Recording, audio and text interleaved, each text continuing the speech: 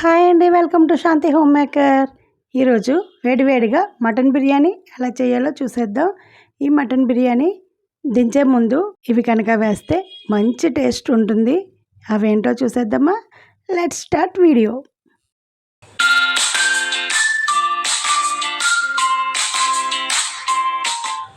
ఒక గంట ముందు కిలో ఉండేలాగా బిర్యానీ రైస్ తీసుకోవాలి. కిలో బియ్యాన్ని ఒక పాత్రలో కొలుచుకొని వేసుకొని అవి నీట్గా 2 సార్లు కడిగేసుకోవాలి. ఇలా క్లీన్గా కడిగేసుకున్న తర్వాత నీళ్ళన్నీ వంచేసి ఒక గంట నాననిచ్చుకోవాలి. ఇప్పుడైతే 1 కిలో ఉండేలా మటన్ తీసుకొని మటన్ని కూడా నీట్గా కడిగేసుకొని ఇందులో 1 స్పూన్ అల్లం వెల్లుల్లి paste, 1 spoon garam masala, 1 spoon కారం, 1 స్పూన్ ఉప్పు, కొద్దిగా పసుపు, ఒక నిమ్మచెక్క వేసుకొని ఇందులోనే కొంచెం ధనియాల పొడి వేసి పల్చని మజ్జిగ 1 కప్ వేసుకొని బాగా కలిపేసుకోవాలి. చక్కగా మొత్తం మటన్ అంతటికి ఈ ఉప్పు కారం మసాలా పేస్ట్ అంతా పట్టేలాగా బాగా కలిపేసుకొని దీన్ని కూడా పక్కన ఉంచుకొని 1 గంట నాననిచ్చుకోవాలి. ఇలా 1 గంట తర్వాత స్టవ్ ఆన్ చేసుకొని కుక్కర్ పెట్టుకొని కుక్కర్ హీట్ ఎక్కిన తర్వాత ఆయిల్ వేసుకోవాలి. ఆయిల్ బాగా హీట్ ఎక్కిన తర్వాత 3 ఉల్లిపాయలు సన్నగా కట్ చేసుకొని ఇందులో వేసుకొని చక్కగా మంచి బ్రౌన్ కలర్ వచ్చేంత వరకు ఫ్రై చేసుకోవాలి. ఆనియన్స్ బాగా ఫ్రై చేసుకొని బిర్యానీలో వేసుకుంటే ఆ టేస్టే వేరు, సూపర్గా ఉంటుంది. ఇలా బ్రౌన్ కలర్ వచ్చిన తర్వాత ఈ ఆనియన్ పీసెస్ అన్నిటినీ ఒక గిన్నెలోకి తీసేసుకోవాలి. ఇలా మొత్తం తీసుకున్న తర్వాత ఇప్పుడు అదే ఆయిల్లో కొంచెం బిర్యానీ ఆకు వేసుకొని వేడెక్కిన తర్వాత ఇందులో 1 ఉల్లిపాయని చిన్న ముక్కలుగా కట్ చేసుకొని వేసుకోవాలి. వేసుకొని ఈ ఉల్లిపాయలు వేగేంత వరకు బాగా వేయించుకోవాలి. ఇలా వేగిన తర్వాత ఇందులో 1 స్పూన్ అల్లం వెల్లుల్లి పేస్ట్ మళ్ళీ వేసుకోవాలి. వేసుకొని ఇది ఆయిల్లో పచ్చివాసన పోయేంత వరకు వేయించుకోవాలి. వేయించుకున్న తర్వాత ముందుగా మ్యాగ్నేట్ చేసిన ఈ మటన్ కూడా వేసుకొని నీరంతా ఇంకిపోయేంత వరకు మధ్య మధ్యలో కలుపుతూ మూత పెట్టుకొని 5 నిమిషాలు కుక్ చేసుకోవాలి. 5 నిమిషాల తర్వాత మూత తీసుకొని ఒకసారి ఇదంతా కూడా బాగా కలుపుకోవాలి. మటన్ ఉడకడానికి చాలా టైం పడుతుంది కాబట్టి ముందుగానే వాటర్ అంతా ఇంకిపోయే వరకు స్టవ్ని హై ఫ్లేమ్లో పెట్టి వాటర్ ఎగరనిచ్చుకొని ఇప్పుడు ఇందులో కొంచెం బ్రౌన్ ఆనియన్స్, 1 టమోటా నిలువుగా కట్ చేసుకొని వేసుకోవాలి.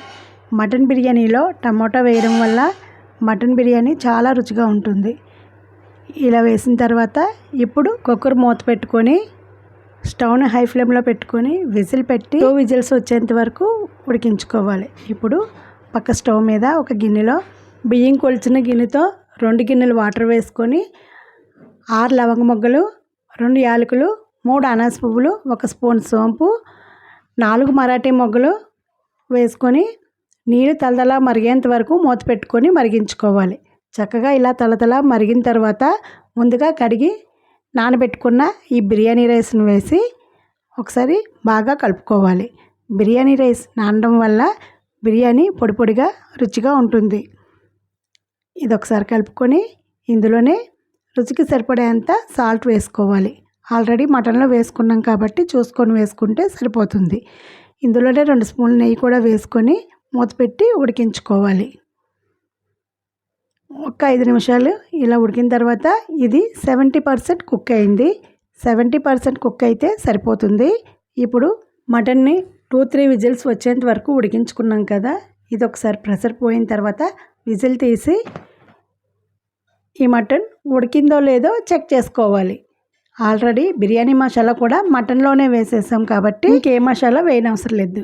ముక్క అయితే చక్కగా ఉడికింది. ఈ స్టేజ్లోనే వాటర్ వదిలేసి రైస్ని మాత్రమే లేయర్లా వేసుకోవాలి. స్టవ్ని మీడియం ఫ్లేమ్లో పెట్టుకొని ఈ బిర్యానీ రైస్ని ఒక లేయర్లా వేసుకున్న తర్వాత 1 టేబుల్ స్పూన్ నెయ్యి వేసుకొని ముందుగా వేయించి పెట్టుకున్న ఆనియన్స్ని ఇలా ఒక లేయర్లా వేసుకోవాలి. దీని తర్వాత కొంచెం పుదీనా, కొంచెం కొత్తిమీర కూడా ఇలా లేయర్లా వేసుకొని ఇప్పుడు మళ్ళీ రైస్ వేసుకోవాలి.